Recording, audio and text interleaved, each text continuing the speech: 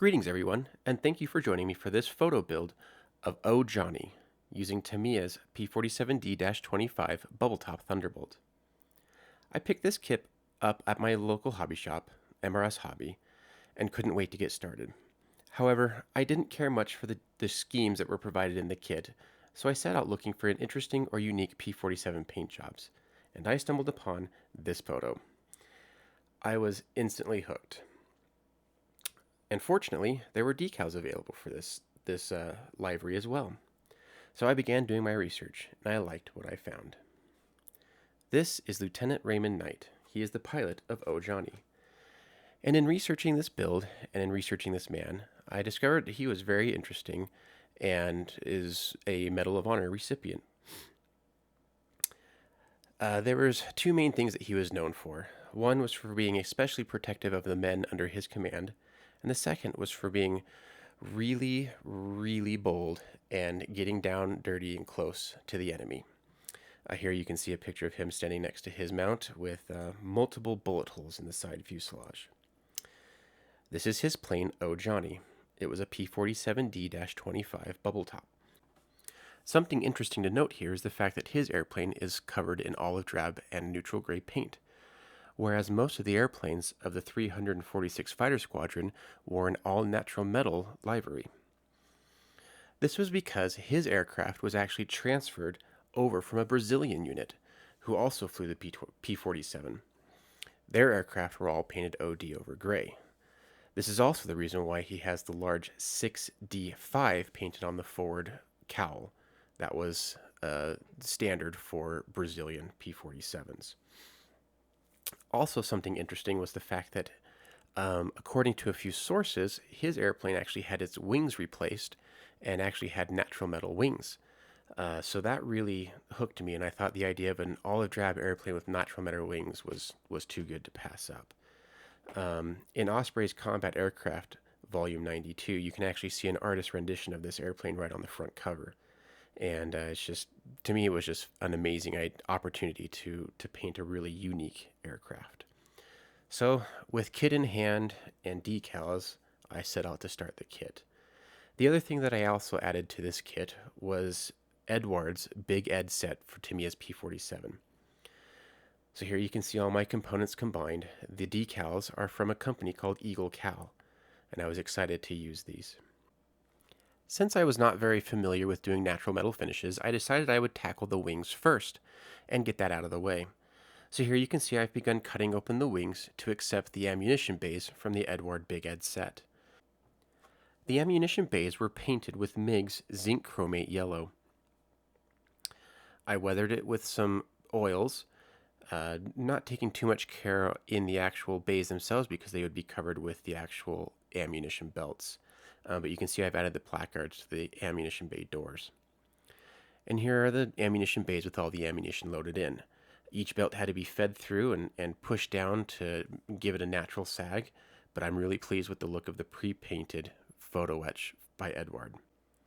Of interesting note, the P-47 ammunition bay doors were actually quite thick, and so a piece of sheet plastic had to be sandwiched between two pieces of photo etch.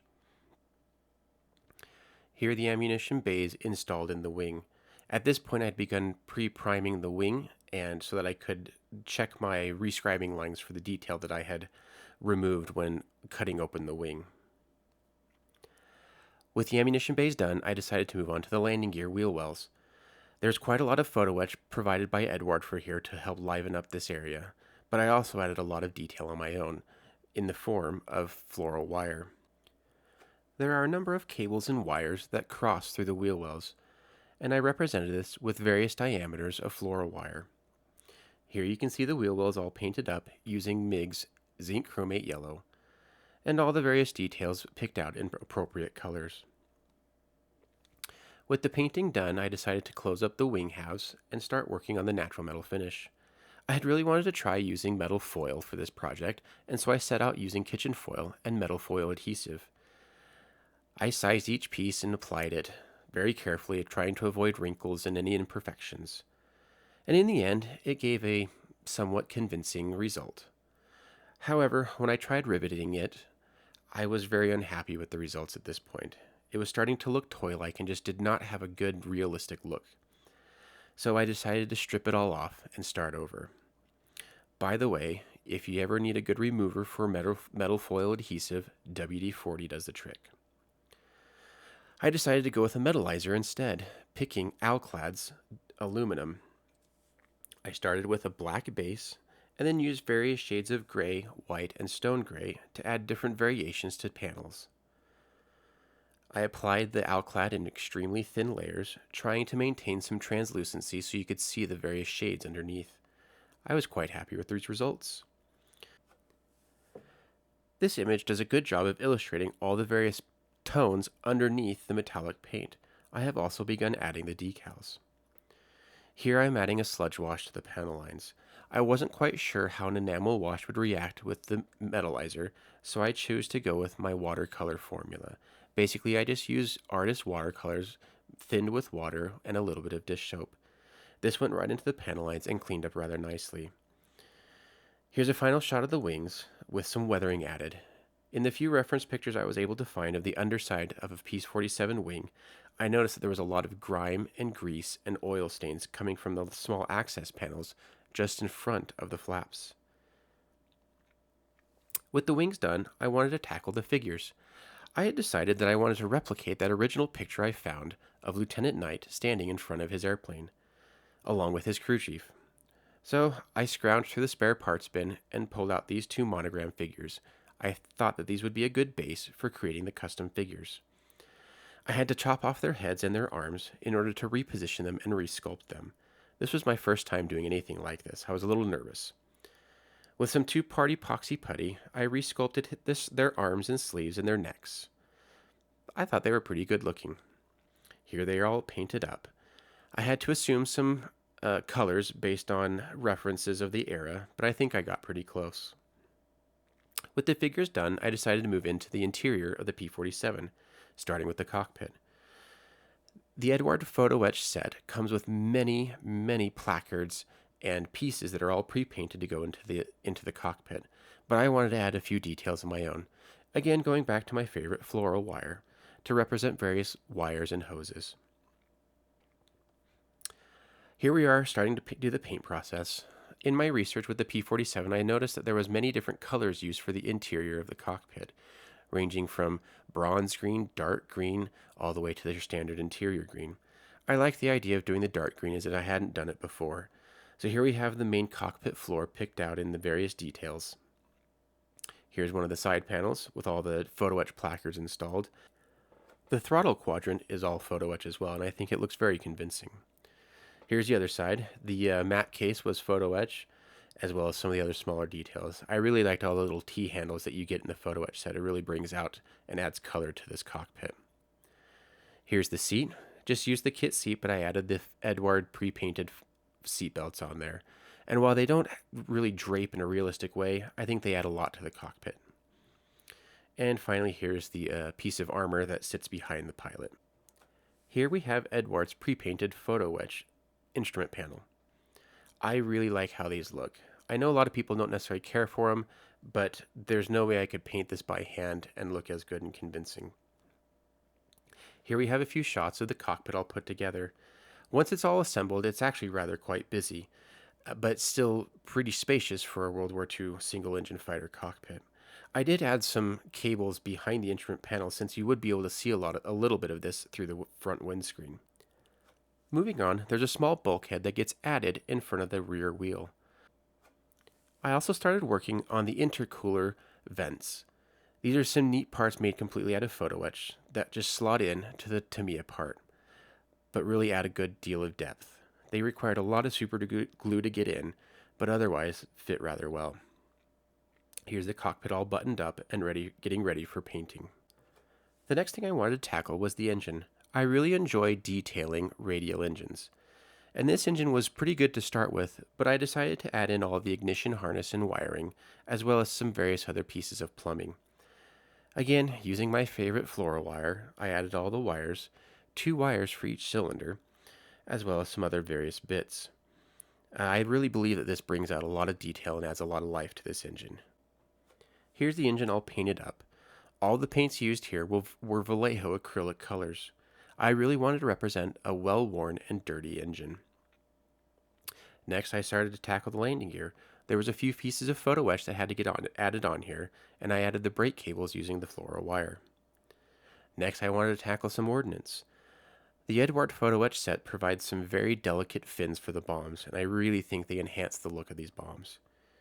Here's the bombs on their pylons all painted up. I was really pleased with how these turned out. The propeller also got painted at this point as well. I didn't want to add a lot of wear and tear because the photo references that I have didn't show much wear, but I wanted to show a little bit of fading and a little bit of scratching. Here you can see that fading really well as it's attached to the engine. Here you can see some of the sub-assemblies that I've completed at this point. Next, I decided to tackle the paint job on the fuselage. In the best reference picture I have of this airplane, it really shows that the olive drab paint job was faded and patched, so I set out to replicate this. Using MIG acrylics, I painted the underside neutral gray and masked it off and painted the base dark olive drab on the upper fuselage. Then using a salt technique, where I wet the surface of the airplane, sprinkle salt randomly across the airplane, let it dry, and then essentially use that as a mask for spraying the light olive drab, it created this fantastic patchy effect on the aircraft. Here you can see I've given the airplane a gloss coat of Alclad's Aqua Gloss and started the decal process. The decals by Eagle Cow were amazing. They worked perfectly, they were in perfect register and color, and settled right down with a little bit of decal softener. Once the decals were applied, I added a panel line wash using Tamiya panel liner, and then gave the whole thing a matte coat. Here you can see the wings have finally been attached to the fuselage, and she's standing on her landing gear for the first time. I really love the contrast between the metal wings and the painted fuselage. I also started adding some weathering to the fuselage in the form of various scratches. At this point, the model is now at about 95% done. I still have a few tiny pieces to add, as well as the antenna rigging. And here is the completed model, as well as a description of Lieutenant Knight's final mission. Ordering his flight to remain out of range of anti-aircraft fire, Lieutenant Knight flew through an exceptionally intense barrage, which heavily damaged his Thunderbolt, to observe the field at minimum altitude. He discovered a squadron of enemy aircraft under heavy camouflage and led his flight to the assault. Returning alone after this strafing, he made 10 deliberate passes against the field despite being hit twice more by anti-aircraft fire, destroying 6 fully loaded enemy twin-engine aircraft and 2 fighters. His skillfully led attack enabled his flight to destroy 4 other twin-engine aircraft and a fighter airplane. He then returned to his base in his seriously damaged airplane. Early the next morning, when he again attacked Bergamo, he sighted an enemy plane on the runway. Once again, he led 3 other American pilots in a blistering low-level sweep through vicious anti-aircraft fire that damaged his airplane so severely that it was virtually non-flyable. Realizing the critical need for aircraft in his unit, he declined to parachute to safety over friendly territory and unhesitatingly attempted to return his shattered airplane to his home field. With great skill and strength, he flew homeward until caught by treacherous air conditions in the Epine Mountains, where he crashed and was killed. The gallant action of Lieutenant Knight eliminated the German aircraft which were poised to wreak havoc on Allied forces pressing to establish the first firm bridgehead across the Po River. His fearless daring and voluntary self-sacrifice averted possible heavy casualties among ground forces and the resultant slowing of the drive which culminated in the collapse of German resistance in Italy. Thank you for watching this video, and please look me up on Instagram or Facebook. And if you liked the video, please give me a like and consider subscribing. I would also like to hear from you in the comments. I'd like to see how I'm doing, what I can do to improve, and what content you would like to see. Thank you for watching, and I hope to see you next time.